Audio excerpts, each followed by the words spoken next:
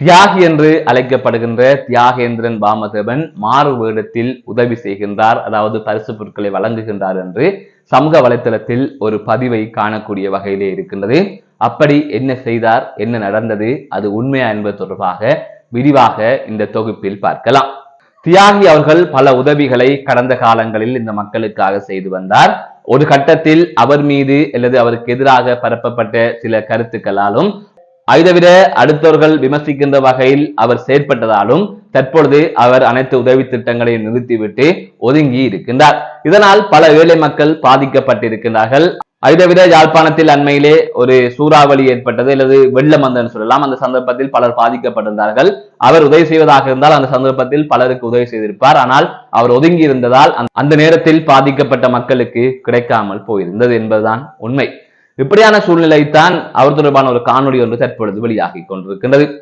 அதாவது கடந்த 25ஆம் தேதி கிறிஸ்துமஸ் கொண்டாடப்பட்டது. அதன் தொடர்ச்சியாக கிறிஸ்துமஸ் கொண்டாட்டங்கள் இடம்பெற்றுக் கொண்டிருக்கின்றது. அதாவது வருகின்ற வருடம் வரை இந்த கொண்டாட்டங்கள் தொடரும். அப்படி இருக்கின்ற போது கிறிஸ்துமஸ் தாத்தா வேடம் அணிந்து அவர் தீசிட்டி, அதாவது அவரது கடையில் அவர் பரிசு பொருட்களை வழங்கி வருகின்றார், உதவிகளை வழங்கி வருகின்றார் என்று அந்த காணொலி வெளியாகி இருக்கின்றது. அந்த காணொலியில் அவர் கிறிஸ்துமஸ் உடை அணிந்து, அதாவது கிறிஸ்துமஸ் தாத்தாவின் உடை அணிந்துதான் அதிலே ஆடுவது போல அமைந்திருக்கின்றது. ஆனால் உண்மையிலே அவர்தானா என்பதை உறுதிப்படுத்த முடியவில்லை. ஆனால் அப்படியான ஒரு தகவல் தான் தற்பொழுது பரவி வருகின்றது. இவ்வாறான பின்னணியில் தான் அது தொடர்பாக பல கருத்துக்களையும் சமூக வலைதளங்களில் காணக்கூடிய வகையில் இருக்கின்றது. ஆடிய கால்கள் சும்மா இருக்காது, ஏதோ ஒரு வகையில் அவர் உதவி செய்து கொண்டிருக்கின்றார், தற்பொழுது மாறுவேடத்தில் உதவி செய்து கொண்டிருக்கின்றார் என்று பலர் குறிப்பிடுவதை அவதானிக்கக்கூடிய வகையிலே இருக்கின்றது. இதிலே ஒரு விடயத்தை சொல்ல வேண்டும். கடந்த காலங்களில் தியாகி பல உதவிகளை செய்து வந்தார். பல எண்ணிக்கையிலான மக்கள் வரிசையில் இருந்து அவரிடம் உதவி பெறுவார்கள். அந்த சந்தர்ப்பத்தில் அவர் பாட்டு போட்டு ஆடி அந்த உதவி வழங்குகின்ற அந்த நிகழ்வை ஒரு கேளிக்கையாக்கி இருப்பார். அதை தாண்டி உதவி தேடி வருபவர்களிடம் சரியான முறையில் அவர் பேசவில்லை என்கின்ற குற்றச்சாட்டுகள் முன்வைக்கப்பட்டது. அப்படியான சில செயற்பாட்டிலும் அவர் ஈடுபட்டார் என்பதில் மாற்று கருத்தில்லை. ஆனால் பொதுவானவர்களின் கருத்து என்னவென்று சொன்னால், அவருக்கு அவர் செய்த தவறுகளை சுட்டிக்காட்டி கொஞ்சம் சரிவர அவரை நெறிப்படுத்தி இந்த சமூகத்திற்கான பலனை இந்த மக்கள், இந்த சமூகம் அடைந்திருக்க வேண்டும் என்பதுதான் பொதுவானவர்களின் கருத்தாக இருக்கின்றது. ஆனால் அப்போது அதனை எல்லாம் ஏற்றுக்கொள்ளவில்லை. இவர் உதவி செய்வர்களுக்கு சரியாக மரியாதை கொடுக்கவில்லை என்று கூறினார்கள்.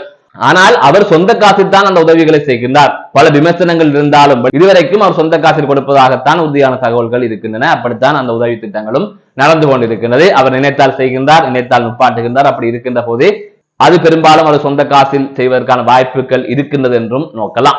இப்படியான நிலையில் தான் அல்லது இப்படியான சூழ்நிலையில் தான் ஒரு விடயத்தை அனைவருமே அறிந்து கொள்ள வேண்டும். சொந்த காசில் உதவி செய்பவர் உதவி பெறுபவர்களை கீழ்த்தரமாக நடத்தக்கூடாது, அல்லது ஒரு நகைச்சுவையாக பார்க்கக்கூடாது, அந்த நிகழ்வு நகைச்சுவையாக மாற்றக்கூடாது விமர்சனம் செய்தார்கள். ஆனால் இன்று புலம்பெயர் தேசத்திலிருந்து பணத்தை வாங்கி அதை இந்த மக்களுக்கு கொடுக்கின்றோம் என்று கமிஷன் வாங்கி உதவி செய்கின்றவர்கள் பல பேரை கேலிக்குள்ளாக்குகின்றார்கள். பல பேரை காணொலி போட்டு தனித்தனியாக அவர்கள் தன்மானத்தை இழக்கின்ற அளவிற்கு செய்கின்றார்கள். அது தொடர்பாக சிலர் தான் விமர்சனம் செய்கின்றார்கள், பலர் மௌனம் காக்கின்றார்கள். எனவே அடுத்தவன் காசை வாங்கி கொடுக்கின்ற அவர்கள் செய்கின்ற இந்த செயற்பாடு என்பது தியாகி செய்ததை விட அதிக உச்சம், அதாவது மிகவும் கேவலமான ஒரு வேலையை செய்கின்றார்கள். தியாகி உதவி கொடுக்கின்ற போதாவது வரிசையில் பல பேர் இருப்பார்கள், மக்கள் கூட்டமாக போவார்கள், தனிப்பட்ட ரீதியில் யாருமே தெரிவதில்லை. ஆனால் இது தனிப்பட்ட ரீதியில் போய் அவர்களுடன் அரைமத்தியாளம் கதைத்து அவர்களது முகம் உலகம் முழுவதும் பதிகிற அளவுக்கு செய்துவிட்டு அவர்களை கேலிக்குள்ளாக்கி விட்டு கேவலப்படுத்தி வருகின்ற வேலைகளை எல்லாம் நீங்கள் அறிந்திருப்பீர்கள். இதை ஏற்றுக்கொண்டவர்கள், இதனை கண்டும் காணாமல் இருப்பவர்கள் தான் கடந்த காலங்களில் தியாகி மீது விமர்சனங்களை முன்வைத்தார்கள்.